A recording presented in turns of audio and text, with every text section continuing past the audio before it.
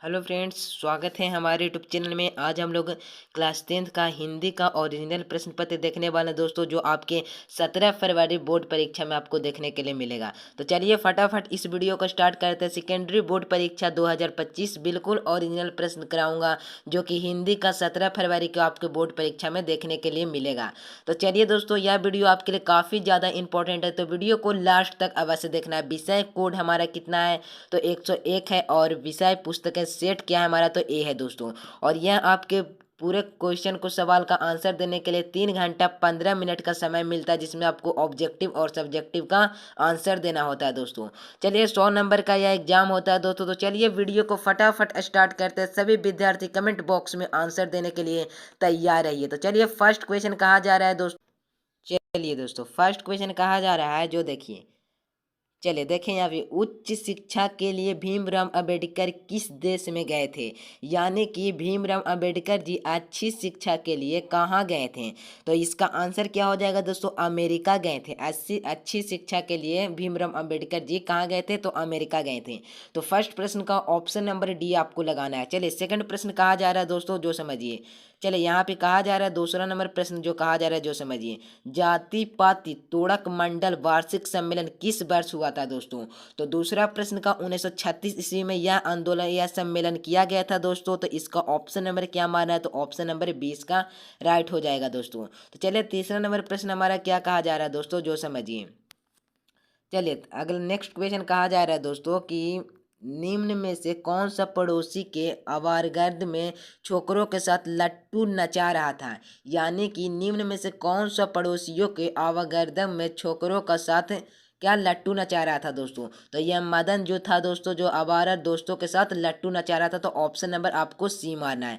चलिए next question कहा जा रहा है दोस्तों, जो देखिए। चलिए कहा जा रहा है दोस्तों चौथा नंबर के, भारत से हम क्या सीखें शीर्षक पाठ साहित्य कौन सी विधा है दोस्तों? यानी कि जो भारत से हम क्या सीखे, या कैसी कहानी है दोस्तों? यह भाषण है, या नाटक है, या कहानी है, या नाटक है, या कविता है दोस्तों? तो आप लोग को ऑप्शन नंबर डी याद रखना है। भारत से हम क्या सीखें, यह एक प्रकार का भाषण है दोस्तों। यानी कि चौथा नंबर प्रश्न का आप लोग को ऑप्शन नंबर डी मारना है। चलिए दोस्तों नेक्स्ट क्वेश्चन कहा जा रहा है, जो समझिए। चलिए चंद्रशेखर चंद्रशेखर नामक उपन्यास किस लेखक की रचना है दोस्तों?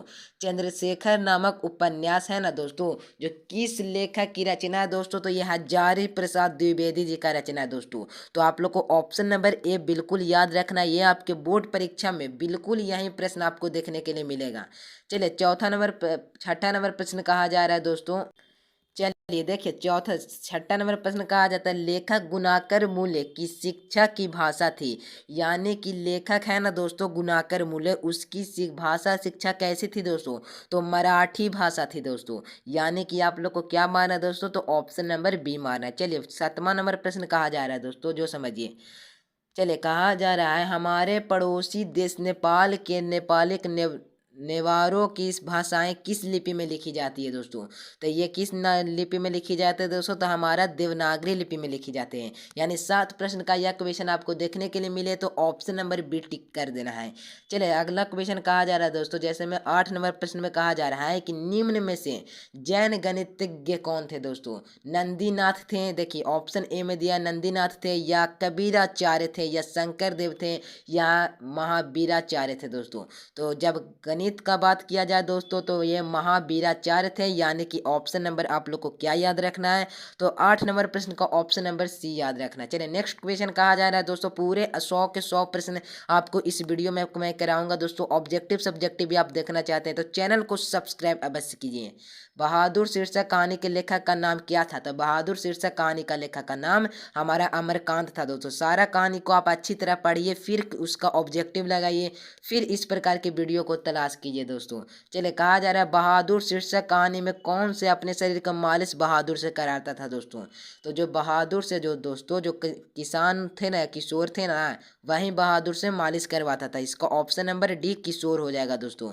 चलिए नेक्स्ट क्वेश्चन कहा जा रहा है, जो देखिए कि 11 रुपया साड़ी के खूटे निकाल कर यहीं छप चारपाई पर रखे, पर ये मिल नहीं रहा, यह किसने कहा था दोस्तों? तो यह किसने कहा था दोस्तों? तो रिश्तेदार की पत्नी ने कहा था कि 11 रुपया यहीं पर रखे थे बट खो गया। चलिए नेक्स्ट क्वेश्चन कहा जा रहा है दोस्तों 12 नंबर प्रश्न की ओर। चलिए 12 नंबर प्रश्न कहा जा रहा है दोस्तों कि लेखक रामविलास शर्मा का जन्म किस वर्ष किया हुआ था दोस्तों। तो लेखक जो थे कौन थे, रामविलास शर्मा जी थे। इसका जन्म 1912 ईस्वी में हुआ था। या इसका ऑप्शन नंबर सी याद रखना है। कितने प्रश्न का दोस्तों, तो 12 प्रश्न का ऑप्शन नंबर सी याद रखना है। चलिए नेक्स्ट क्वेश्चन कहते हैं दोस्तों, कहा जा रहा है ना, जो देखिए कि 13 नंबर प्रश्न है कि जो साहित्य दूसरों की नकल करके लिखा जाए, जो साहित्य दोस्तों दूसरों की नकल करके लिखा जाए वह अधम कोटि का होता और संस्कृति के असमर्थता का सूचक होता है। वह पंक्ति किस शीर्षक पाठ से लिया गया है दोस्तों। तो ये परंपरा का मूल्यांकन चैप्टर पढ़े हैं ना, उसी से लिया गया, यानी कि इसका ऑप्शन नंबर सी हो जाएगा। नेक्स्ट क्वेश्चन कहा जा रहा है दोस्तों, जो समझिए 14 नंबर प्रश्न कहा जा रहा है दोस्तों कि कितने वर्ष की उम्र में बिरजू महाराज की संगीत नाटक का अकादमी अवार्ड मिला था दोस्तों। तो ये लगभग 27 या 28 वर्ष की उम्र में थे ना जो मिला था। तो हमारे हिसाब से आप 28 वर्ष लगाएंगे तो सही उत्तर हो जाएगा 28। 14 नंबर प्रश्न का याद रखिएगा। चलिए नेक्स्ट क्वेश्चन कहा जा रहा है कि बिरजू महाराज कानपुर कितने वर्ष तक रहे थे दोस्तों। तो 2 से 2.5 वर्ष तक रहे थे, 2 या 2.5 वर्ष। ऑप्शन नंबर बी 15 प्रश्न का। जल्दी जल्दी से प्रश्न का उत्तर आप नीचे लाइव चैट में देख सकते हैं। चलिए 16 नंबर प्रश्न है कि अभिमन्यु शीर्षक पाठ की फ्रेंच शासकों ने किनकी गतिविधियों पर नजर रखने के लिए कहा था दोस्तों। तो ये पोप पर नजर रखने के लिए कहा था, option number C. Next question चलिए चलिए कहा जा रहा है दोस्तों रोन नदी कहाँ है, रोन नदी कहाँ है दोस्तों। तो लगाइए सभी विद्यार्थी। चलिए रोन नदी हमारा क्या है दोस्तों, दक्षिण फ्रांस में है, यानी ऑप्शन नंबर डी हो जाएगा। नेक्स्ट क्वेश्चन चलिए अगला प्रश्न कहा जा रहा है दोस्तों कि दीवार में देखें, दीवार में खिड़की रहती थी नामक उपन्यास किस लेखक की रचना है। यानी दीवार में एक खिड़की रहती थी, यह किनकी रचना है। तो ये हमारा विनोद कुमार शुक्ल, जन्म 1937 याद रखना है। चलिए नेक्स्ट क्वेश्चन है। चलिए पहले देखिए यहाँ पर देखिए, मछली शीर्षक कहानी में लेखक की माँ का क्या कर रही थी। यानी मछली शीर्षक में लेखक की माँ थी दोस्तों, वो क्या कर रही थी। तो लगाइए 19 प्रश्न का क्या हो जाएगा, तो मसाला पीस रही थी, ऑप्शन नंबर ए हो जाएगा। नेक्स्ट क्वेश्चन है। चलिए सरपट शब्द का क्या कहा जा रहा है, सरपट शब्द का अर्थ क्या है। यानी कि दोस्तों सरपट शब्द का क्या अर्थ होता है। 20 नंबर प्रश्न, चलिए 20 नंबर प्रश्न का क्या हो जाएगा, तेजी होता है, यानी सरपट यानी तेजी, option number B. Yatendra Kumar Mishra, देखिए सभी प्रश्न आपको अच्छी प्रकार दिखना चाहिए। यतेंद्र मिश्र के स्पीक मायके बिसरा 2001 कार्यक्रम के लिए रूपकर कलाओं पर केंद्रित किस पत्रिका का संपादन किया था दोस्तों। लगाइएगा 21 प्रश्न का आप लोग को साहित्य मारना, यानी कि ऑप्शन नंबर बी। नेक्स्ट प्रश्न चले कहा जा रहा है दोस्तों कि अमरुद्दी, यानी अमरुद्दी किसे कहा जाता है, तो बिस्मिल्लाह खां का कहा जाता है। नहिला कहाँ है दोस्तों, तो कहाँ है दोस्तों, लगाइए सही प्रश्न का काशी में दोस्तों, यानी ऑप्शन नंबर डी हो जाएगा। चलिए नेक्स्ट प्रश्न कहा जा रहा है कि देखिए, चलिए कहा जा रहा है बिस्मिल्लाह खां फिल्म देखने के लिए किसने 6 पैसे लेते थे। यानी कि बिस्मिल्लाह खां फिल्म देखने के लिए किन से 6 रुपये लेते थे। तो 23 नंबर प्रश्न का आप लोग को याद रखना है कि ये मामू से भी लेते थे, मौसी से भी लेते थे और नानी से भी लेते थे। यानी कि उपयुक्त सही ऑप्शन नंबर डी मारेंगे तो 100% सही होगा। नेक्स्ट क्वेश्चन है। चलिए कहा जा रहा है दोस्तों अगला नंबर प्रश्न की हरिजन नामक इतिहास पत्र की रचनाकार कौन है। यानी कि रचनाकार का नाम क्या है दोस्तों। तो ये महात्मा गांधी जी हैं, महात्मा गांधी जी ही हैं। ऑप्शन नंबर 24 नंबर प्रश्न का ए आपको याद रखना है। चलिए नेक्स्ट क्वेश्चन कहा जा रहा है। चलिए 25 नंबर प्रश्न कहा जा रहा है दोस्तों महात्मा गांधी का हत्या किस वर्ष हुई थी। चलिए लगाइए सभी विद्यार्थी, महात्मा गांधी का जो मृत्यु कब हुई थी या हत्या कब हुई थी, तो आप लोग को याद रखना है 1948 ईस्वी में हुआ था। जस्ट के किसके बाद हुआ था, तो स्वतंत्रता संग्राम के बाद हुआ था 1948 ईस्वी में। चलिए सेन साहब की कितनी लड़कियां थी दोस्तों, तो सेन साहब की 5 लड़कियां थी, सुशील थी दोस्तों, याद रखना है। नेक्स्ट प्रश्न चलिए दक्षिण भारत के पांड्य प्रदेश में किस राजा का पलियम ताम्रपत्र मिले हैं दोस्तों। तो लगाइए सभी विद्यार्थी 27 नंबर प्रश्न का लगाइए ऑप्शन नंबर राजा बरगुन के, यानी ऑप्शन नंबर डी याद रखना है। नेक्स्ट प्रश्न कहा जा रहा है दोस्तों, जो देखिए बेतमा दानपत्र किस वर्ष का है। यानी कि बेतमा दानपत्र किस वर्ष में लिखा गया था दोस्तों, तो याद रखना है 1020 ईस्वी में, यानी कि 10-20 आपको याद रखना है।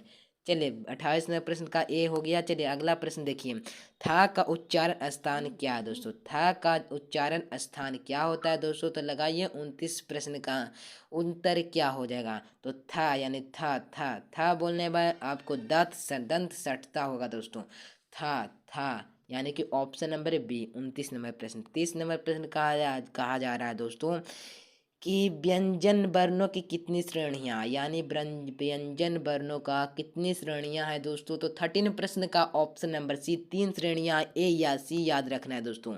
चलिए सी इसका राइट हो जाएगा। अगला प्रश्न देखते हैं, जिस स्वर में उच्चारण तिगुना समय लगे, समझ रहे हैं ना, 2 गुना नहीं, 1 गुना नहीं, 3 गुना, यानी कि का बोलने में एक सेकंड लगता है, तो ऐसा कौन सा शब्द जिसे का बोलने पर 3 सेकंड लगता है, यानी कि तिगुना समय लगता है?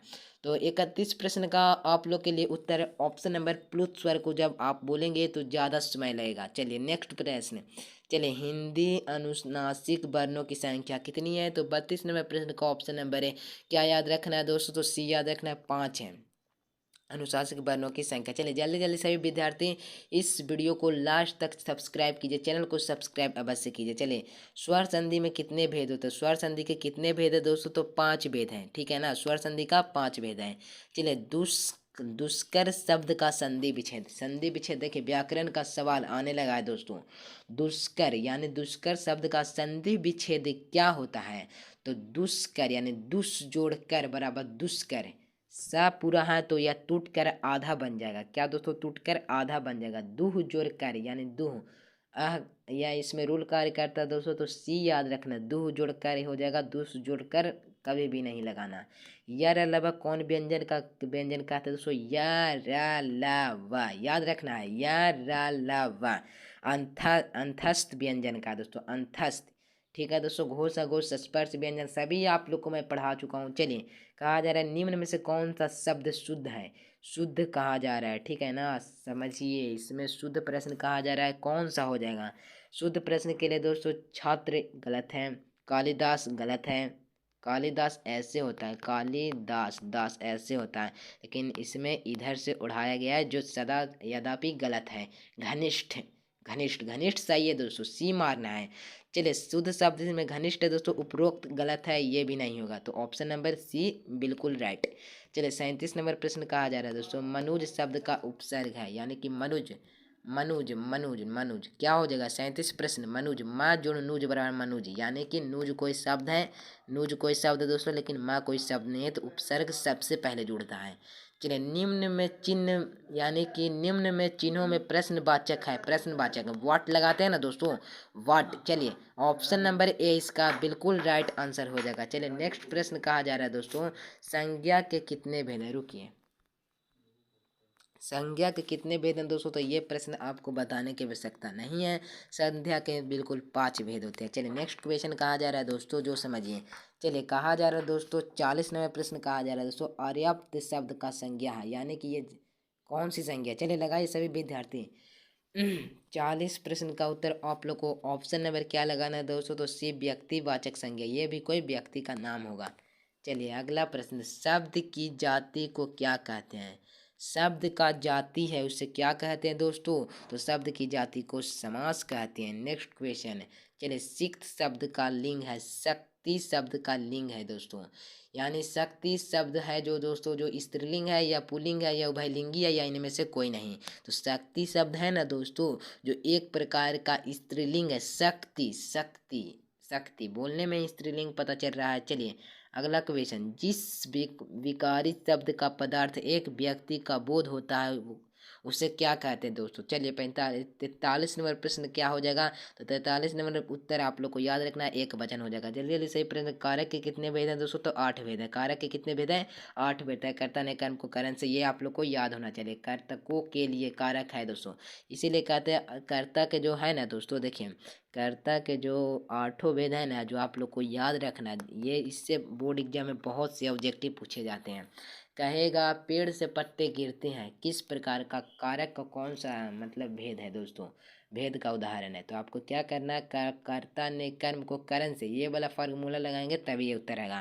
तो इसमें पूछा गया को के लिए कारण का विभक्ति है दोस्तों, तो किसके विभक्ति है दोस्तों, तो आप लोग को याद रखना है अपदान कारक नहीं होगा, संबंधवाचक नहीं, संप्रदान कारक हो जाएगा। ऑप्शन नंबर सी हो जाएगा। नेक्स्ट क्वेश्चन, शिकारी ने बाघ को मारा किस कारण का उदाहरण है दोस्तों। लगाइए 46 नंबर प्रश्न का उत्तर ऑप्शन नंबर सी कर्ता कारक है। कर्ता ने तुरंत लग रहा है दोस्तों, कर्ता ने पर फल पड़ रहा है ना। चलिए, वह जो ना करे सो थोड़ा किस बनाने का उदाहरण है। तो 47 प्रश्न का ए मारना है प्रश्नवाचक, ये प्रश्न किया जा रहा है इसमें। एक ऐसा आदमी, देखिए यहाँ पे समझिए, ऐसा आदमी का उदाहरण है, ऐसा आदमी किस विशेषण का उदाहरण है, ऐसा आदमी किस विशेषण का उदाहरण है दोस्तों, तो ये सर्वनामिक विशेषण का उदाहरण लग रहा है। ऑप्शन नंबर बी मारना है। चलिए नेक्स्ट क्वेश्चन, चैनल से पहली बार जुड़े हैं दोस्तों तो चैनल को सब्सक्राइब अवश्य कीजिएगा, वीडियो को लाइक भी कर लीजिए। धार्मिक शब्द में कौन सा प्रत्यय है, धार्मिक, इक यानी कि इक प्रत्यय, ऑप्शन नंबर सी। चलिए नेक्स्ट क्वेश्चन, चलिए देखिए यहाँ पे कहा जा रहा है क्या कहा जा रहा है, जिन क्रियाओं से इस बात का बोध हो कि कर्ता स्वयं कार्य न करके किसी दूसरे कार्य करने की प्रेरित करता है तो प्रेरणार्थक क्रिया कहते हैं। क्रिया पढ़िए दोस्तों, व्याकरण पढ़े बिना आप क्वेश्चन 50 में 50 सही कर ही नहीं सकते हैं। तो 50 में 50 सही करने के लिए आपको क्या करना होगा दोस्तों, व्याकरण पे अधिक फोकस करना पड़ेगा। चलिए अगला क्वेश्चन कहा जा रहा है दोस्तों कि मैं घड़ा भरता हूँ किस कारण का क्रिया का उदाहरण है। जो मैं कार्य क्या भरता हूँ दोस्तों, घड़ा भरता हूँ, तो यह कर्मक क्रिया है। Option number A. चलिए नेक्स्ट क्वेश्चन कहा जा रहा था भूत शब्द, देखिए यहाँ से मतलब भूत शब्द में प्रत्यय है दोस्तों, भूत में क्या प्रत्यय होगा। चलिए लगाइए सभी विद्यार्थी, भूत शब्द में कौन सा प्रत्यय होगा, तो त प्रत्यय होगा, त होगा। चलिए कमेंट बॉक्स में जरूर उत्तर दीजिएगा, मैं तो इसे त मार रहा हूँ, आप लोग भी जरूर उत्तर दीजिएगा नीचे। चलिए अन्याय शब्द का विशेषण क्या है दोस्तों, अन्याय का विशेषण प्रविशेषण सभी आपको पढ़ा चुका हूँ। तो अन्याय शब्द का एक विशेषण क्या हो जाएगा, तो अन्यायी हो जाएगा हमारे हिसाब से। तो 53 प्रश्न को मैं बी मार रहा हूँ लेकिन नहीं मार सकता हूँ, अन्यायी हो जाएगा। ऑप्शन नंबर सी मारना है, गलती से ये वाला ऑप्शन चूज हो गया था, यानी ऑप्शन नंबर सी। चलिए नेक्स्ट क्वेश्चन कहा जा रहा है दोस्तों, बाहरी वेशभूषा पूजा पाठ कर्मकांड के सच्चे हृदय में राम नाम की कीर्तन का नाम है किस पद से दिया गया है दोस्तों। तो किस पद में यह लिखा गया है दोस्तों, तो याद रखना द्वितीय पद जब आप पढ़ेंगे राम क्या कहते हैं इसके, राम क्या कहते हैं इसे, राम नाम कीर्तन में, तो आपको द्वितीय पद में मिल जाएगा। चलिए आशा दीवार किनकी रचना है, सभी पढ़ना काफ़ी ज़्यादा इम्पोर्टेंट है। आशा दीवार किनकी रचना है, तो 55 नंबर प्रश्न का right answer option Guru Nanak का है। आशा दीवार, सोहिला सब इनकी ही रचना है। सीखा शब्द का अर्थ क्या है दोस्तों, तो सीखा शब्द का अर्थ क्या हो जाएगा, 56 नंबर प्रश्न का ऑप्शन नंबर बी चोटी हो जाएगा। चोटी, सीखा कहते शिखर शिखा में अंतर नहीं बुझा रहा है। चलिए प्रेम ऐनी श्री राधिका दोहे का रचनाकार कौन है दोस्तों, प्रेम ऐनी श्री राधिका। चलिए 57 नंबर प्रश्न का right answer option number B Raskhan हो जाएगा, यानी कि ऑप्शन नंबर बी याद रखना। नेक्स्ट क्वेश्चन, निम्नलिखित में से किस कवि का सवैया और धनरक्षित अत्यंत प्रसिद्ध है। तो 58 प्रश्न का क्या उत्तर होगा, तो 58 नंबर प्रश्न का ये गुरु नानक जी नहीं होंगे, प्रेमघन जी नहीं होंगे, तो कौन होंगे, तो ये इसका रस खान हो जाएगा, यानी ऑप्शन नंबर डी। चलिए नेक्स्ट क्वेश्चन कहा जा रहा है, प्रेम मार्ग प्रवीण और पथिक को जबरानी जैसा रखने वाला ब्रज भाषा का दूसरी कवि नहीं हुआ। कवि घनानंद के बारे में क्या किसने कहा था दोस्तों, तो 59 नंबर किसने कहा था, तो यह आचार्य रविंद्र शुक्ल ने कहा था दोस्तों। चलिए 60 नंबर प्रश्न कहा जा रहा है, कवि घनानंद अपने आंसू को कहाँ पहुँचाना चाहते हैं ये क्वेश्चन बहुत ज़्यादा इम्पोर्टेंट है, कई बार आपके परीक्षा में, मंथली एग्जाम में, फाइनल एग्जाम में, सेंटअप एग्जाम में, मॉडल पेपर में, सभी में यह क्वेश्चन देखने के लिए मिलेगा। तो सुजान के आंगन में पहुंचाना चाहते हैं, यानी ऑप्शन नंबर सी हो जाएगा, बिल्कुल राइट आंसर है। चलिए कौन कवि काव्य जीवन दोनों क्षेत्रों में भारतेंदु हरिश्चंद्र के आदर्श मानते हैं, तो किन्हें आदर्श मानते हैं दोस्तों, तो 61 नंबर प्रश्न, यानी कि 61 नंबर प्रश्न को आप लोग को क्या मारना है दोस्तों, देखिए आंसर नहीं दिख रहा है, यहाँ मारना है क्या, Badri Narayan Chaudhary Premghan, option number D हो जाएगा। नेक्स्ट क्वेश्चन, स्वर धुली शीर्षक काव्य किस कवि की रचना है दोस्तों? तो किन की रचना है दोस्तों? तो ये हमारा सुमित्रानंद पंत का है। चलिए अगला प्रश्न कहा जा रहा है दोस्तों, जो समझिए, आत्ममयी नामक प्रबंध काव्य किसकी रचना है? तो यह किसकी रचना है दोस्तों? तो लगाइए 63 नंबर प्रश्न का right answer option number B Kunwar Narayan की हो जाएगा। अगले क्वेश्चन, चलिए स्क्रीन ठीक से काम नहीं कर रहा है दोस्तों, तो 64 नंबर प्रश्न का सभी विद्यार्थी लगाइए। तो 64 नंबर प्रश्न का उत्तर क्या होगा दोस्तों? जो देखिए स्क्रीन नहीं काम कर रहा है। यहाँ देखिए, जनतंत्र का जन्म हो जाएगा ऑप्शन नंबर सी। जल्दी जल्दी से प्रश्न का उत्तर करा रहा हूँ। सच्चिदानंद हीरानंद बख्तर अगे जी का कविता निम्न में से कौन सा दोस्तों? लौट कर आऊँगा होगा, क्या हो जाएगा दोस्तों? चलिए लगाइए सभी विद्यार्थी। हिरोशिमा आप चैप्टर पढ़े होंगे दोस्तों। हिरोशिमा, सच्चिदानंद हीरानंद बख्तर अज्ञे जी का पिता का नाम क्या है दोस्तों? वो भी कमेंट बॉक्स में जरूर बताइएगा। चलिए हिरोशिमा शीर्षक है, हिरोशिमा शीर्षक कविता जली हुई छाया किनकी रचना है दोस्तों? किसकी साक्षी है? चलिए 66 नंबर प्रश्न का राइट आंसर मानव की हो जाएगा, यानी ऑप्शन नंबर बी हो जाएगा। चलिए 67 नंबर हमारा क्या कहा जा रहा है दोस्तों? जो देखिए कहा जा रहा है दोस्तों कि एक वृक्ष की हत्या या किनकी चौकन्ना रहता है? वृक्ष हमेशा चौकन्ना रहता है दोस्तों। चलिए कवि बीरेन डंगवाल, कवि बीरेन डंगवाल का जन्म किस वर्ष हुआ था दोस्तों? तो कवि बीरेन डंगवाल का जन्म 1947 ईस्वी में भारत आज़ादी के समय में हुआ था। चलिए अगला प्रश्न कहा जा रहा है दोस्तों, हमारी नींद शीर्षक कविता किसके बीज में फूली हुई छत के भीतर छकेलना शुरू किया दोस्तों? तो किनके ऊपर किया था? तो 69 नंबर प्रश्न का सी हो जाएगा अंकुर के। चलिए अगला प्रश्न देखिए। चलिए 70 नंबर प्रश्न कहा जा रहा है, किस काव्य का संग्रह बीरेन डंगवाल साहित्य अकादमी पुरस्कार प्राप्त किए थे? तो 70 नंबर प्रश्न का डी हो जाएगा दुष्कर्म सष्टा का। चलिए सभी विद्यार्थी चैनल को सब्सक्राइब कर लीजिए और वीडियो को लाइक तो अवश्य कीजिएगा। अस्तित्व का मानचित्र नामक आलोचना किनकी रचना है? तो 71 नंबर प्रश्न का उत्तर है यह अनामिका का रचना, यानी ऑप्शन नंबर डी। चलिए कवित्री अनामिका जन्म कहाँ हुआ था? तो यह बिहार में हुआ था, ऑप्शन नंबर सी हो जाएगा। चलिए लेखक श्रीनिवास, देखिए लेखक श्रीनिवास की देखिए यहाँ पे लेखक श्रीनिवास अकादमी पुरस्कार कब मिला था दोस्तों? तो 73 नंबर प्रश्न का उत्तर आपको सन 1967 ईस्वी में दिया गया था। दही वाली मंगम्मा कहानी अनुदित है? तो यह B.R. नारायण द्वारा अनुदित है। चलिए ढहते विश्वास, ढहते विश्वास कहानी का लेखक का नाम क्या है? तो ढहते विश्वास यानी कि ईश्वर से ढह गया विश्वास, यानी ईश्वर पर टिकर, ऑप्शन नंबर बी। चलिए पिछले कई दिनों से लगातार बारिश होते लक्ष्मी को यह क्यों लग रहा था? तो यह इसका कारण था दोस्तों, बाढ़ आएगी इसके कारण लग रहा था। जन्म पागल मंगी थी, मंगू था जो जन्म से ही पागल था। चलिए नेक्स्ट क्वेश्चन देखिए। चलिए देखिए अगला प्रश्न कहा जा रहा है दोस्तों कि मंगू अलावा माँ की कितनी संतानें थी? मंगू के अलावा माँ की कितनी संतानें थी? तो ये 3 संतानें थी आपको मंगू के अलावा। जब मंगू को हटाकर पूछा था तो 4 लिखना है आप लोग को। नगर नगर शीर्षक कहानी का लेखक कौन है? तो नगर का सुजान है या सावरदैया। चलिए 79 प्रश्न का सुजाता हो जाएगा दोस्तों। चलिए नेक्स्ट क्वेश्चन कहा जाता है, बल्ली अमाल की बेटी कौन थी? तो पाप्ती थी, ऑप्शन नंबर बी याद रखना है। निम्न में से कौन सा शुद्ध वाक्य है? तो निम्न में से कौन सा बुक सब शुद्ध वाक्य है दोस्तों? तो आप पूरा पढ़ कर देखिएगा। खबर सुनकर मैं विशेष हो गया, ऑप्शन नंबर ए। दुख शब्द का पर्यायवाची शब्द, देखिए दुख शब्द का पर्यायवाची शब्द क्या हो जाएगा दोस्तों? तो दुख शब्द का पर्यायवाची शब्द क्या हो जाएगा? तो पीड़ा हो जाएगा, ऑप्शन नंबर डी हो जाएगा। चलिए आकाश शब्द का विलोम है, आकाश का पताल हो जाएगा, ऑप्शन नंबर ए हो जाएगा। जिनके पिता नहीं है वह अनाथ कहलाते हैं, माता पिता नहीं है वो अनाथ कहलाते हैं। दूध शब्द में पानी, देखिए दूध शब्द में पानी में लोक अर्थ क्या है? यानी कि ममानी करना या दोनों को संकट, सही न्याय करना, ऑप्शन नंबर सी याद रखना है। चलिए सेनानायक के शब्द में कौन सा समास है? चलिए समास पढ़े हैं ना, लगाइए इसका तत्पुरुष समास यानी सेना का नायक, सेना नायक।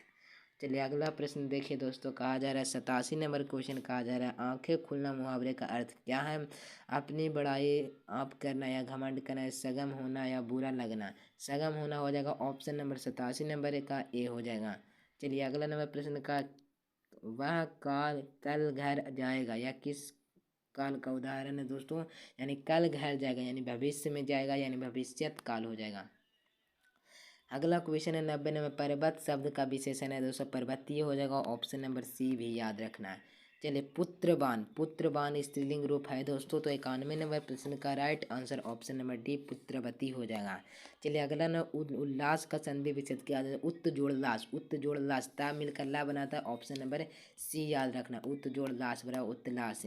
चलिए अगला क्वेश्चन है दोस्तों, रात को पहरा देने वाला कौन पदबंध है दोस्तों, रात को पहरा देने वाला कौन पदबंध है, तो संज्ञा पदबंध है दोस्तों। चलिए परिश्रमी छात्र, परिश्रमी छात्र सफलता होगा किस वाक्य का उदाहरण है दोस्तों, तो ये हमारे किसके सरल वाक्य है दोस्तों, इसलिए सरल वाक्य हो जाएगा। कांटा शब्द का विशेषण क्या होगा, कांटा शब्द का विशेषण क्या हो जाएगा दोस्तों, तो कांटा शब्द का विशेषण कंटीला, कंटीला हो जाएगा, यानी option number B is right answer है।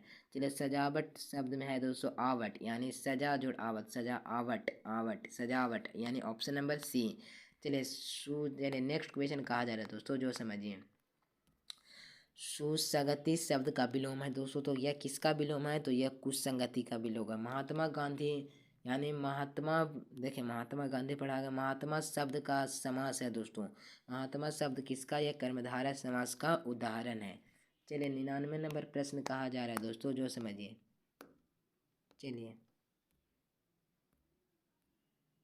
चलिए कहा जा रहा है उद्गम शब्द का संधि विच्छेद, उत जोड़ गम बराबर उद्गम, ऑप्शन नंबर बी। चलिए भा का उच्चारण है, भा का उच्चारण क्या दोस्तों, होस्ट है, ऑप्शन नंबर सी हो जाएगा। तो देखिए दोस्तों इस वीडियो में मैं 100 क्वेश्चन करा चुका हूँ, 100 क्वेश्चन में आप लोग का कितना स्कोर रहा कमेंट बॉक्स में ज़रूर बताइएगा। इसी प्रकार के परीक्षा में आपको क्वेश्चन देखने के लिए मिलेगा, तो 100 नंबर में आप लोग का कितना स्कोर रहा ज़रूर कमेंट बॉक्स में बताइएगा। ऐसे ही वीडियो देखना चाहते तो चैनल को सब्सक्राइब कीजिए, वीडियो को लाइक कीजिए। मिलते हैं एक नए से वीडियो में, तब तक के लिए bye bye, thanks for watching this video. जय हिंद, वंदे मातरम।